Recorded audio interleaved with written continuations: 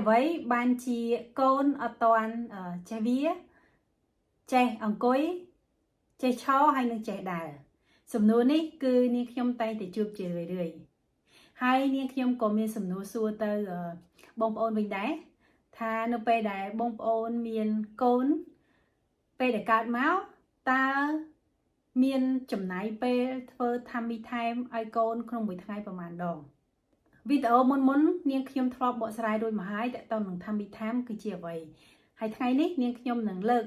និយាយប្រធានបទនេះម្ដងទៀតឲ្យយ៉ាងលម្អិតជាងមុនហើយឲ្យយល់ពីអត្ថប្រយោជន៍របស់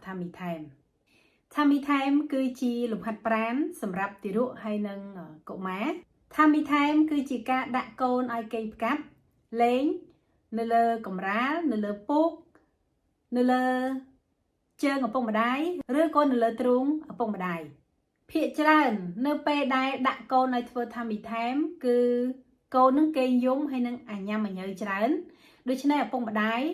គឺពេលដែលឃើញកូនមានអាកប្បកិរិយាបែបនេះគឺគាត់អត់ចង់ដាក់កូនឲ្យធ្វើ tummy time ទៀតនោះទេពីព្រោះអីគឺគាត់អាណិតកូនឃើញឲ្យកូនគេងផ្កាប់ទៅគឺគាត់អត់សំណុកក្នុងខ្លួនហើយគាត់យំច្រើនប៉ុន្តែឪពុកម្ដាយត្រូវតែចងចាំថា tummy time គឺជាលំហាត់ប្រាណមួយដ៏សំខាន់សម្រាប់ទារកហើយនិងកុមារនៅក្នុងការលូតលាស់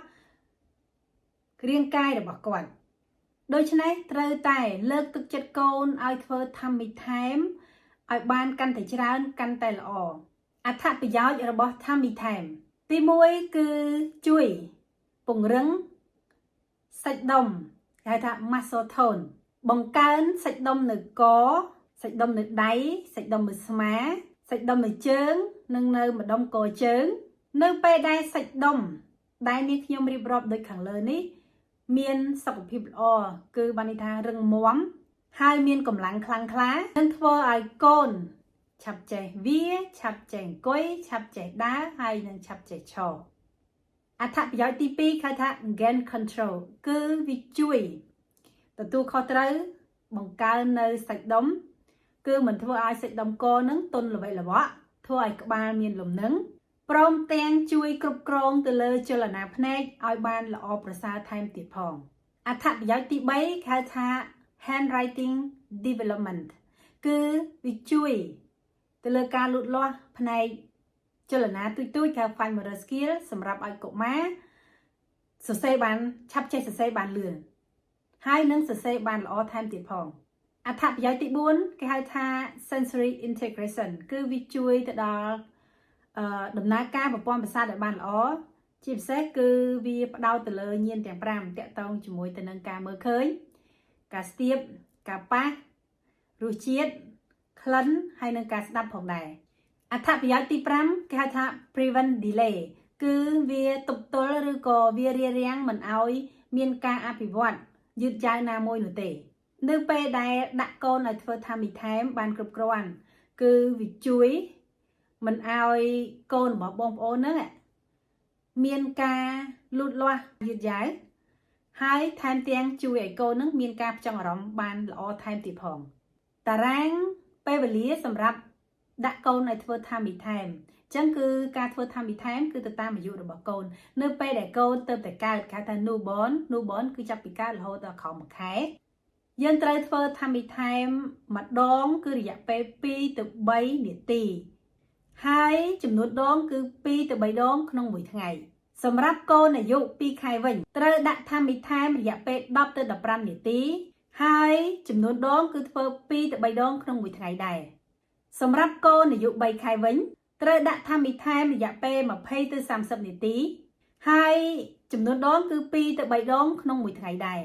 សម្រាប់កុមារអាយុ4ទៅ5ខែវិញរយៈពេលដែលត្រូវធ្វើtummy time គឺ40ទៅ60នាទីហើយចំនួនដងគឺ3ទៅ4ដងក្នុងមួយថ្ងៃសម្រាប់កុមារអាយុចាប់ពី6ខែឡើងរយៈពេលធ្វើtummy time គឺ60ទៅ90នាទីហើយចំនួនដងគឺ3ទៅ4ដងក្នុងមួយថ្ងៃដែរសរុបសេចក្តីមកវិញតាក់ទងជាមួយនឹងកុមារដែលគាត់មានការលូតលាស់យឺតយ៉ាវក្នុងការវាក្នុងការអង្គុយក្នុងការឈរហើយនៅក្នុងការដើរគឺភាគច្រើនឪពុកម្ដាយគឺគាត់អត់សូវបានដាក់កូនឲ្យធ្វើtummy timeទេនៅពេលដែលកូនគាត់យំ គាត់ធ្វើមួយផ្លែតគាត់ឈប់រហូតព្រោះគាត់នៅកូនអញ្ចឹងអត្ថប្រយោជន៍របស់ Tummy Time គឺវាជួយច្រើនដូច្នេះអត្ថប្រយោជន៍របស់ Tummy Time គឺជួយកសាងឬក៏ជួយពង្រឹងនៅសាច់ដុំដែលហៅថា muscle tone ជួយឲ្យសាច់ដុំនៅម្ដុំកស្មាជួយផ្នែកក្បាលឲ្យមានលំនឹងមិនត្រឹមតែប៉ុណ្្នឹងទេអត្ថប្រយោជន៍របស់ Tummy Time គឺវាជួយធ្វើឲ្យដំណើរការប្រព័ន្ធប្រសាទបានកាន់តែល្អប្រសើរដែលគេហៅថាsensory integration ហើយលើសពីនេះទៀតគឺ Tummy Time អត្ថប្រយោជន៍របស់ Tummy Time គឺជួយរារាំងឬក៏ទប់ទល់ឬក៏ការពារការយឺតយ៉ាវនៅផ្នែករាងកាយដែលគេហៅថា prevent delay ប្រសិនបើកូនរបស់បងប្អូនគ្រប់អាយុកាលដែលត្រូវចេះវាចេះអង្គុយចេះឈរចេះដើរហើយគាត់អត់ទាន់ចេះសូមនាំកូនទៅពិគ្រោះជាមួយគ្រូពេទ្យជំនាញដើម្បីធ្វើការវិតម្លៃរុករកមូលហេតុថាហេតុអ្វីបានជាកូនអត់ទាន់ចេះហើយមូលហេតុមិនមែនមានតែកូនអត់បានធ្វើ Tummy Time គ្រប់គ្រាន់តែមួយមុខនេះទេគឺវាមានមូលហេតុជាច្រើន